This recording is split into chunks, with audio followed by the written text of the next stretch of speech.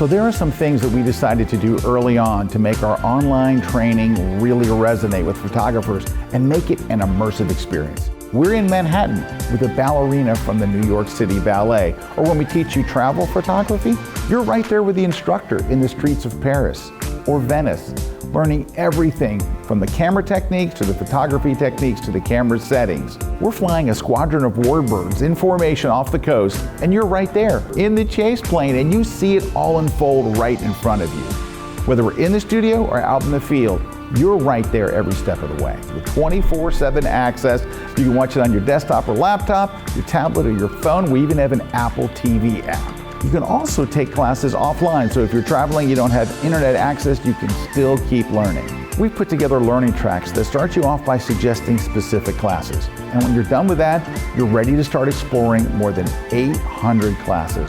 If you think your best images are still inside you, let us help you break through that, take you to the next level. We'll see you in class.